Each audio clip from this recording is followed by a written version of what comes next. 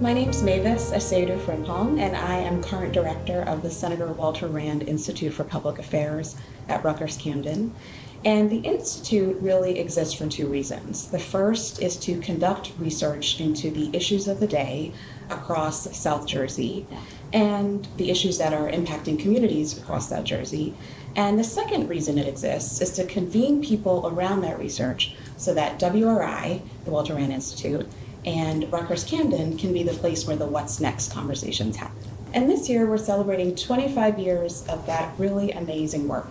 And as part of that celebration, I'm thrilled and jazzed to welcome Dr. Richard Harris, founding director of the Walter Rand Institute and professor emeritus here at Rutgers Camden.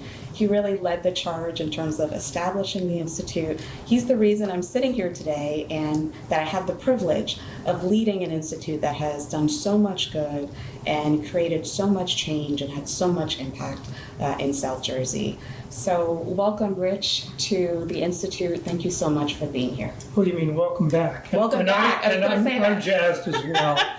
And I guess off the top, I should say how saddened I am that I can't actually be there in person for the celebration. I'll be suffering in northern Italy with my wife. She had a long planned vacation, so. Right. Well, you know. Ambivalent feelings. Yes, as I was saying to you, if there's a gig that you could miss, you know, in place of this 25th anniversary, I think Italy would be it. So you're off the hook, and this is, I think, a great way to still include you in the celebration. Thanks, I really appreciate you having a conversation. Of course, it's a real treat for me as current director. So Rich is here because we're going to talk about the past, the present, and the future of the Institute. So we'll start with the past. And so, Rich, let's open it up with you setting the stage for us. So tell us how this all came to be. What were you wearing when you had the idea of establishing this institute? Where were you? What was going through your mind? How did it happen? How long did it take? We'd love to hear how this all came to be. So sometimes there are long and twisted tales about how an idea forms. This isn't one of those tales. Okay. This is really the story of an epiphany. So the idea of the Rand Institute came to me when I was actually attending a memorial service for Senator Walter Rand. And taking you so far back in time, That's okay. this event happened at the Sony Blockbuster Center on the waterfront. I'm not sure what the name is now because it's changed many times, but anybody who remembers Blockbuster can figure out how long ago this was. In any case, the hall, the main amphitheater, was filled, and it was a who's who of movers and shakers and public figures in southern New Jersey, all had come together to celebrate the life and contributions of Walter Rand. I remember being struck that the entertainment was the world-renowned cellist, Itzhak Perlman. And I'm just thinking to myself, Itzhak Perlman, this man plays all over the world, and he's here in southern New Jersey. This fellow Walter Rand must have been something. He was. And I knew roughly what his legacy was in the area of transportation and whatnot. But it just occurred to me that Rutgers Camden should try to establish an institute in public affairs that would build on his legacy and honor that legacy. And that was really where the idea came from. As it happened at the time, I was acting as the graduate dean, associate graduate dean, I don't want to give myself a promotion, for the campus. And the provost, that was the top position at the time, now it's chancellor, was a really good friend of mine, Roger Dennis. And as it happened, we were working on a Saturday, shortly after the memorial service, and I just knocked on his door, walked across the hall. The offices were in Armitage Hall at the time, by the way, where the dean's office is now. This was before Roger decided to move the campus leadership offices onto Cooper Street. In any event, I knocked on his door and I pitched the idea to him. And he, being the leader he was, he said, "That's a fabulous idea." And then in his best Captain Picard impersonation, he said, "Make it so." And you did. But I didn't, it wasn't really just me. We can talk a little bit more about it. But it was really Roger's energy and vision that really made my initial idea a reality. I think what's so special about the inception of the Institute is this idea of the university being not just in Camden and South Jersey, but of Camden and South Jersey, and how the university could lend its support and expertise to the communities around it. And you thought of applied research as a way in which the Institute and the university really could allow the legacy of Walter Rand, who cared so much about public service and giving back and being there for people. We really allowed that to shine through. So can you talk a little bit about what you envisioned the Institute doing and how that connects to the legacy of Walter Rand? Sure. So I think that the key concept here was that Newark and New Brunswick had public-facing institutes, and at the time, Rutgers Camden did not. Now, there have been more since the Rand Institute started, but the basic concept here was that this could serve as the southern face of Rutgers' land-grant mission. So the central and northern parts of the state really had deep connections with Rutgers, and although New Brunswick certainly had some presence, like through their agricultural stations in southern New Jersey, there was no deep connection here. So the idea was the Rand Institute could really make this land grant mission a reality in southern New Jersey. And I guess one other thing that I think was really important to the concept here, and I know we've chit-chatted about this in the past when we talked about strategic planning for the Institute, is that there's an inside game and an outside game for the Institute. So you're exactly right that applied research addressing the needs and vision in Camden and the rest of the wider South Jersey region is central, and that certainly taps into Walter Rand's legacy. But the other side of the Institute's vision or mission, as I saw it, was to create an opportunity for faculty and students, especially undergraduates, to have a real experience in applied research rather than just writing term papers. Right, absolutely. And I'd love to dig into that more with you as well, because I share that vision, and the Institute has really ensured that that legacy lives on, of being of support not only to the university, but also to Camden City and South Jersey. Who was really instrumental to the establishment? Who supported you at the beginning? Who was right there with you when, there needed to be space and staff and partnerships built? How did you do this, and who did you do it with? So that's actually another facet of the inside game, outside game story. So let me start with the inside game. I had mentioned Roger Dennis before, and he was really a driving force. I mean, without him, as I like to say, the Rand Institute would have been an interesting or cool idea from a professor. Roger had, in fact, maybe even a deeper vision than I did about what the Institute could mean to the region and to the university. So it was really Roger Dennis that called the South Jersey legislative delegation together in Armitage Hall, in one of the conference rooms. I can remember this, Republicans and Democrats, all of whom knew and, well, if they didn't love Walter, they certainly respected Walter Rand, and pitched it to them, and they were on board right away. And it was also Roger who helped us find initial space, and also one of the main jobs of a campus leader is to find money for initiatives. He found that. And he was also incredibly supportive of the ideas I had about having to structure the Institute. I remember having this conversation with him about what it would take for the Institute to work. And I was saying, basically, it can't be me and a pot of soft money. If this Institute is going to work, it's got to have dedicated operating resources and staff. We recognize that we have to earn money too as an institute, but without basic structure, that won't work. So he was really critically important. But the other side is, I already mentioned the South Jersey delegation, but perhaps even more importantly than that, Pat Jones, who was Walter's AA, and at that time was a legislator herself. Of course, Judge Rand, were people that we connected with right away to gather their support.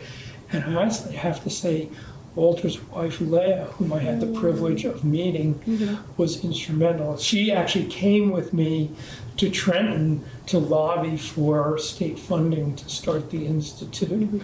And then shortly after the Institute got started, we had this external advisory board.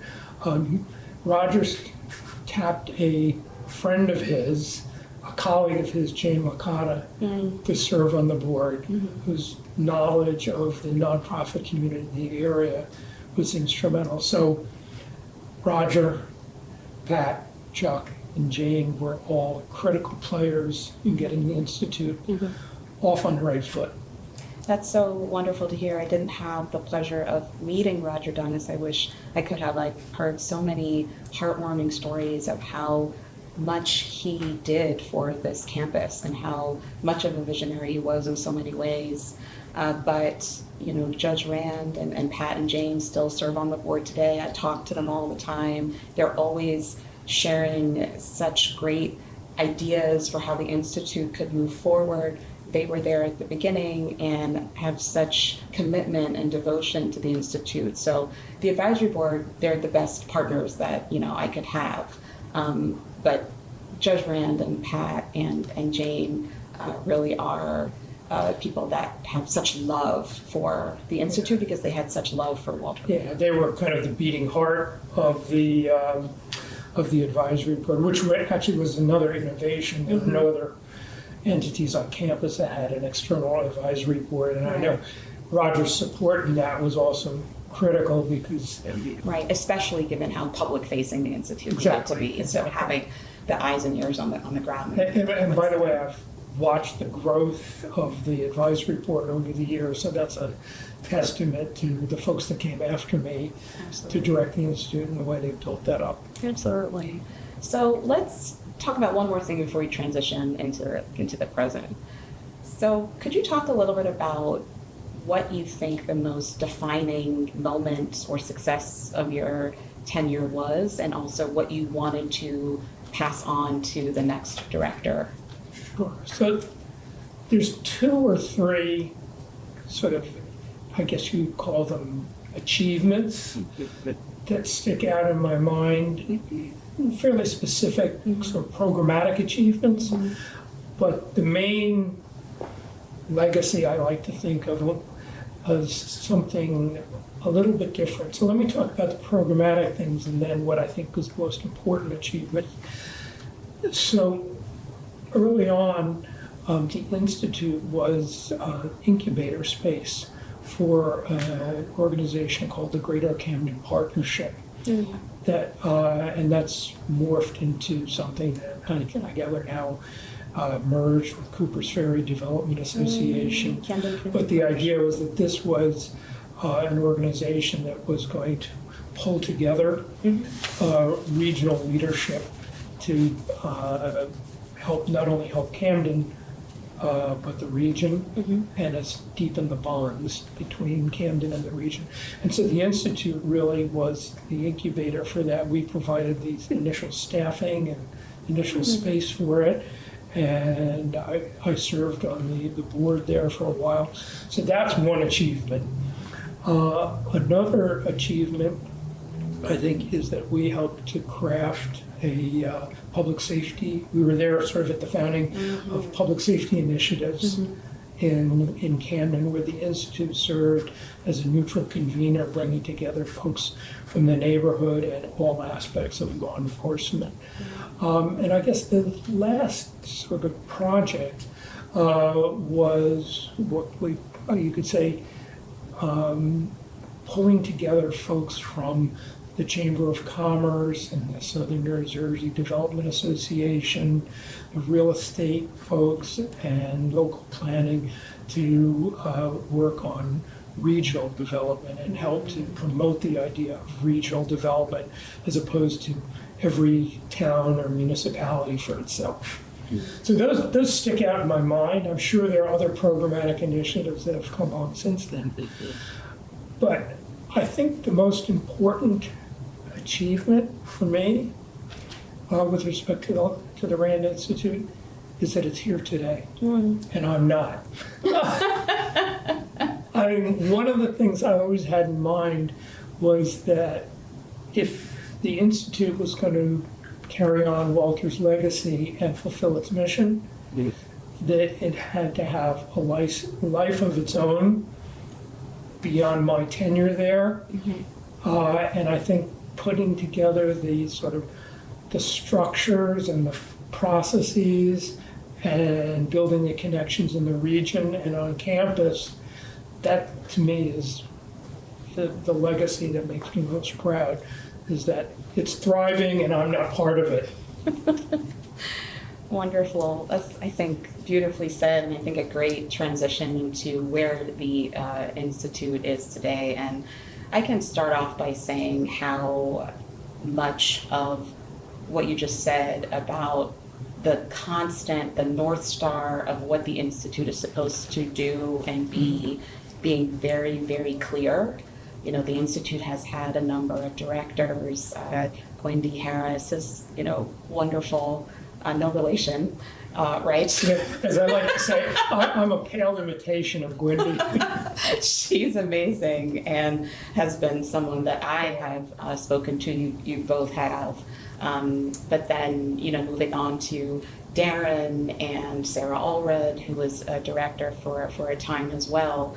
When I stepped into the role, there wasn't a lot of non-clarity about what the Institute was supposed to be. Every director puts their own spin on it, but I knew that we were supposed to serve South Jersey and Camden City, and I knew that we had to provide important experiential learning experiences for students, to support faculty wherever we could in terms of South Jersey-based research. So I think that if that was what you wanted to pass on, Rich, I think you definitely achieved it. So it's been wonderful to step in and know exactly what's supposed to be Very happening. cool. Wonderful.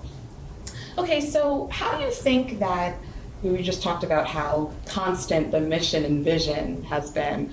How and where do you think the Institute has evolved over the last 25 years? Well, I suppose the one way to attack that question is to look at the composition of the advisory board. The fact that there are members in the advisory board from outside the immediate environs of Camden. Yeah. And also that there are people that are connected with the board who didn't have a personal connection with Walter Rand. What that says to me is that the Institute has evolved in such a way that it's taken seriously by the movers and shakers in the region.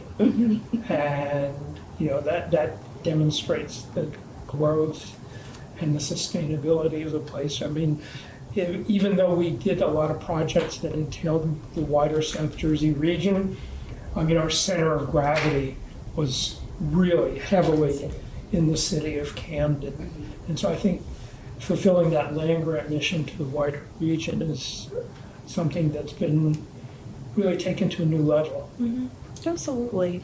And what I would add to that too is, as we have grown in terms of our geographic impact, the content areas that we're tackling have also grown, because the issues of the day across South Jersey are sort of wide-ranging, and there's a need for the Institute, if it's going to really continue to see that North Star and be fulfilling of its mission and vision, we have to be able to attack all kinds of issues.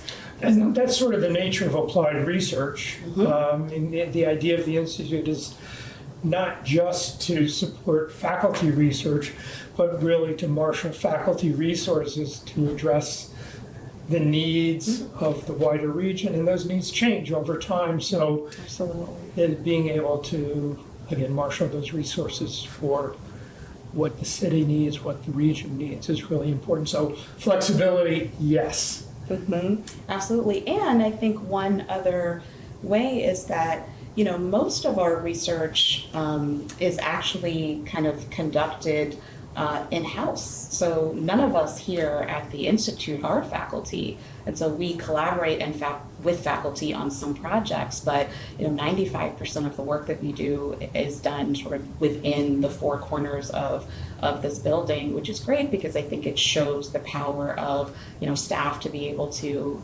conduct research and to look at externally facing issues and be able to support those. And so whether we're thinking about transportation or housing or opioids or education, the flexibility and the nimbleness with which WRI is able to really support when and where that's needed, I think Right. is really, really important. That's actually a great point. There's great research faculty here at Rutgers Camden, Mm-hmm. but being nimble in what they're studying is not exactly a descriptor that I'd use.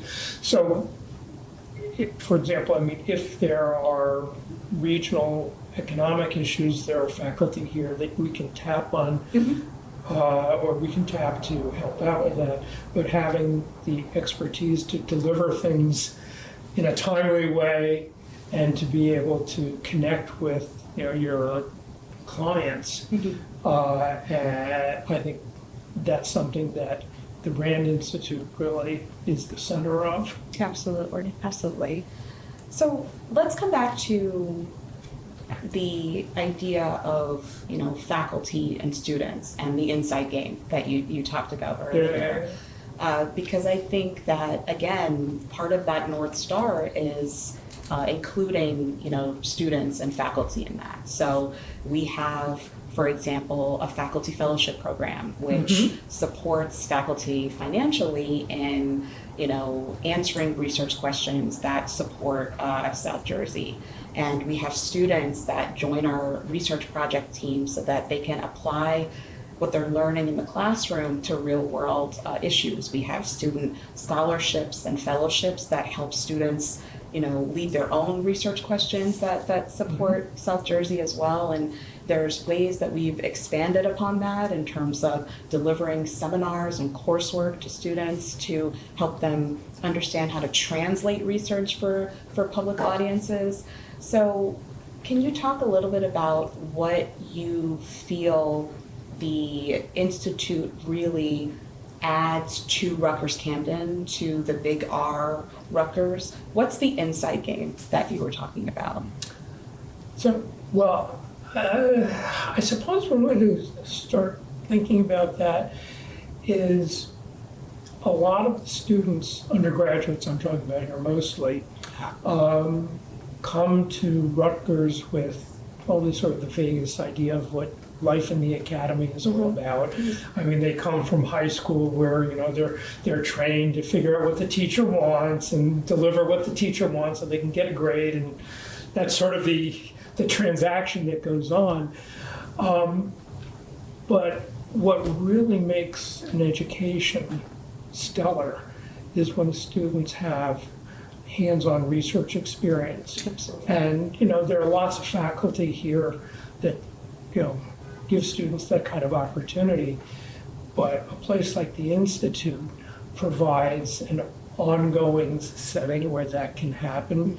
And students also learn life and work skills here.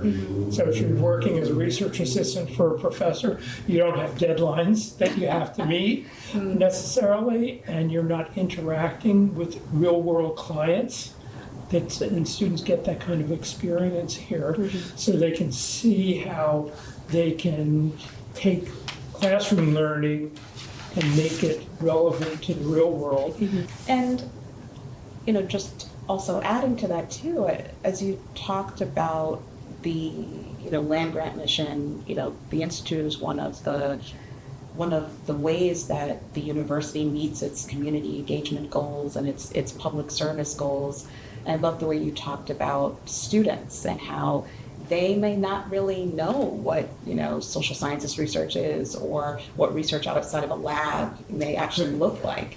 And so coming here where they're on project teams where a state agency or a nonprofit might say, I'm struggling with, understanding my community's needs, or I'm struggling with understanding whether this program or project initiative is working. Students being able to see that in real time and see the way that data and research can help drive improved service delivery, drive better policy is really important, experiential learning for students. Yeah, that's a great point. It calls to mind a couple of experiences or anecdotes. When I was directing the Institute, the last 4 or 5 years, we were heavily involved in public safety and reentry programs in southern New Jersey. And so there were students, I recall undergrads from criminal justice and from political science and from economics who were working at the Institute. And, they had a kind of textbook understanding of reentry problems, had a textbook understanding of what drives crime and what are the causes of public safety increase or decrease. But having those students on the ground in a one-stop reentry center where they can see what's actually happening, where they can actually see in a hands-on way what the difficulties are for an individual who's come out of prison and has to navigate how to re-enter society without backsliding. And they can also interact with parole or probation officers. I mean, that's really quite different than they would otherwise. And then there are community development projects that I know students were involved with, where they, instead of listening to their professors talk about, the struggles of the folks in Camden, they meet folks who live in Camden. And it was a way for them to get out of their mindset of folks in Camden, I don't know how to put this politely, not having agency. The sensibility of, well, there needs to be government programs. There do need to be government programs, but these people need help. When they meet the people in Camden, some of the students were amazed at the capacity of local community organizations and the sophistication of the people who live in Camden and are dealing with these problems all the time. So that's an education they could never get. Right. Just being in a classroom. And just one other quick thing, I have to say, that was a major education for me as well, as having an opportunity to interact with folks in Camden. I know my daughter actually wound up working in a church with one of the ministers that we were working with here at the Rand Institute. And that's an opportunity she never would have had if I hadn't learned from Reverend Wiggins about what he was up to. Yeah, absolutely. Yeah, thanks for sharing that. Yeah, I think that's well said in terms of the real world experiences that students are able to gain that helps to really open their minds and help them understand the real world impact that they can make through research and through, really studying community and social issues. Okay, so let's transition to the final portion of this chat, which is to talk about the future of the Institute. The first question might be, what would you like to see? Where do you think WRI is headed? What do you think the future of the institution? Well, it's not for me to say where it's headed. Tell me so I can write it down Yeah. and then do it. I mean, I think you've got a good handle on, sort of the North Star. But in that journey, there's going to be, different twists and turns on your way to following that star. But I think what I would love to see at the Institute is a continuing connection with the wider South Jersey region. I think there's a lot of thick connection or relationship here in the city of Camden and its immediate surroundings. But I'd love to see the Institute continue to spearhead a sense of South Jersey as a coherent region with its own interests. And I know South Jersey is often the poor country cousin in the rest of the state. And I'd love to see the sort of research power of the Institute support South Jersey in its efforts to get its fair share in the state. Yes, it's a good callback to one of our most well-known projects where we were trying to understand the allocation of public dollars and resources and whether South Jersey was getting its fair share. So that's a good, I think, callback. And not just getting its fair share, but having a seat at the table when decisions are made that affect the wider region. Yeah, and I completely agree with the idea of needing to wrap our arms around South Jersey and the 8 counties that represent the southernmost part of the state, while still always holding Camden City as a priority. So always making sure we're supporting Camden City wherever we can, and also ensuring that South Jersey as a region is really at the continues to be at the forefront of our minds. So I think that's a great idea to continue forward, and it's something that at least under my tenure really make sure is happening. And I suppose the other thing I'd love to see is a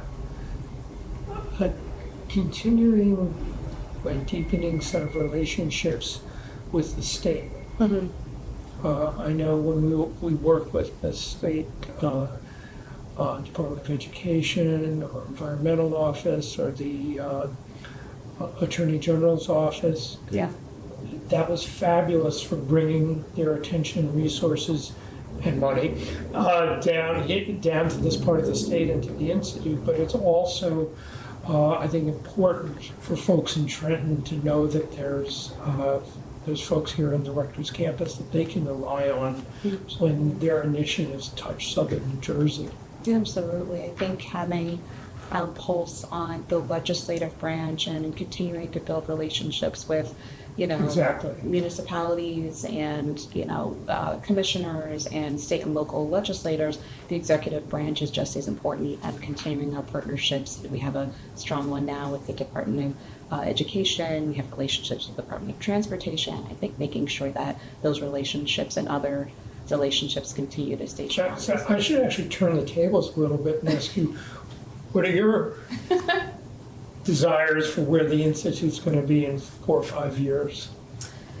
I think that the primary thing I think about when I consider the future of the Institute is connected to kind of the North Star and the mission. It isn't broken. It doesn't need fixing.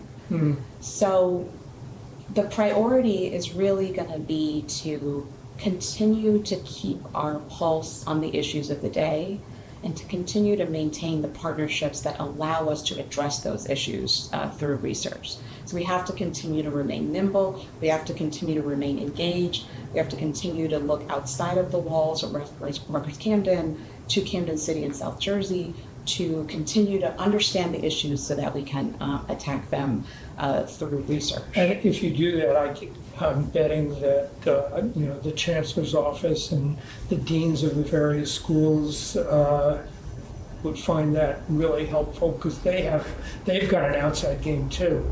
Yeah, absolutely. I think it connects to what I was saying about how, well, actually what you were saying around how the Institute is really one of the ways that Rutgers meets its land-grant mission here in the southern part of the state, and we're one of the ways that the community engagement goals of the university are met. So I think you're absolutely right. I think the other thing I think about as we continue to look towards that North Star and keep on with our mission and vision is to also think about where the field of research into social issues is going and how we can go with it. For example, one of the things that I'm seeing a lot more of, we have very strong partnerships with the nonprofit community. They look to us to help them answer questions about their work, about their communities, about service delivery. That's something that the Institute has always done very well. And what I'd like to do even more of is actually engage residents and community members, ask them to join our research design teams and to have them serve as co-researchers on projects because they know the problems better than anyone else. And so community engaged scholarship as opposed to just service delivery. Exactly. And community engaged scholarship can also take the form of, connecting with nonprofits and supporting them.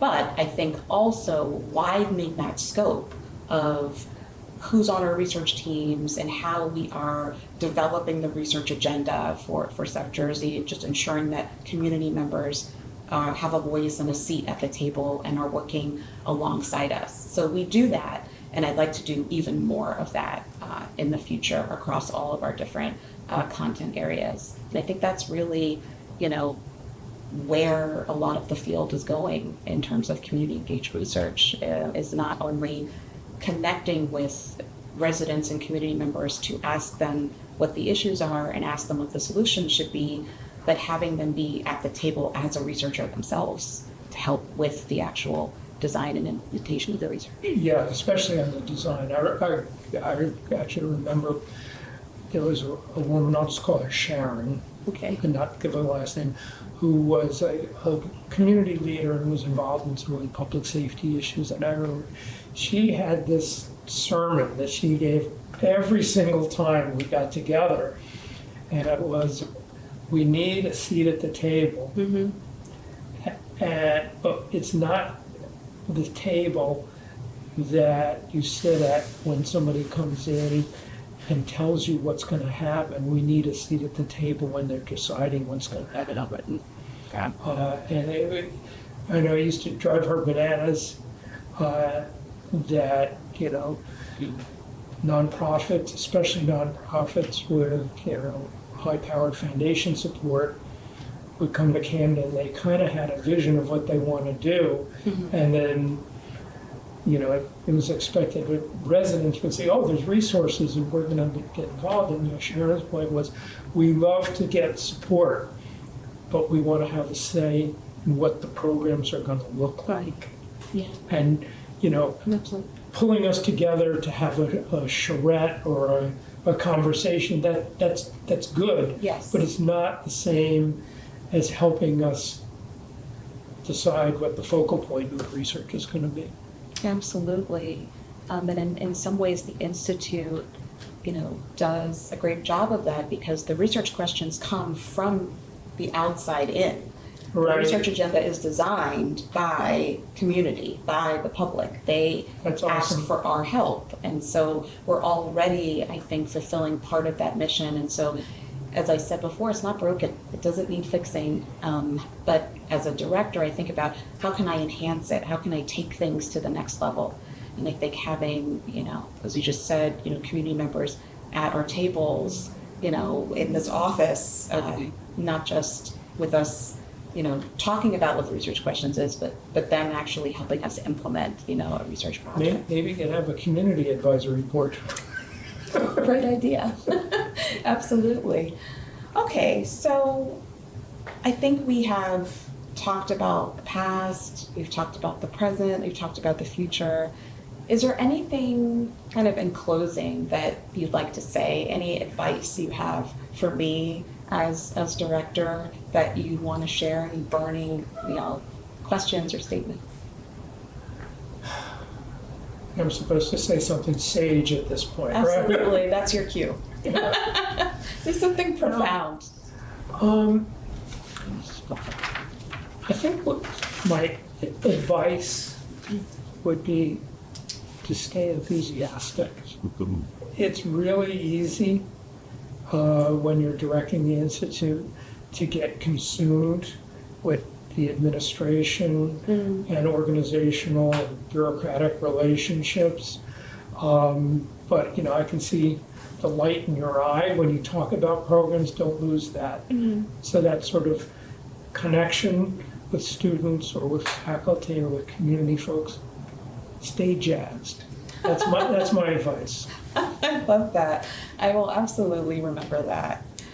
Okay, so I think that kind of brings us to a close. This has been a wonderfully enriching conversation. It's been a real treat for me to sit down with the founding director of WRI. I'm not sure that other directors have that opportunity everywhere. And I can just say that knowing you and talking with you along the way during my tenure has been really special to me. And so I'm so grateful to you for taking the time to... It's an honor that you've brought me up here for the conversation. I really appreciate it. Absolutely. Well, we couldn't celebrate our 25th anniversary without you, Rich. So I'm so appreciative. I hope you all watching and listening found this to be as inspiring as I did. Thank you all for joining us, and cheers to 25 years. Cheers.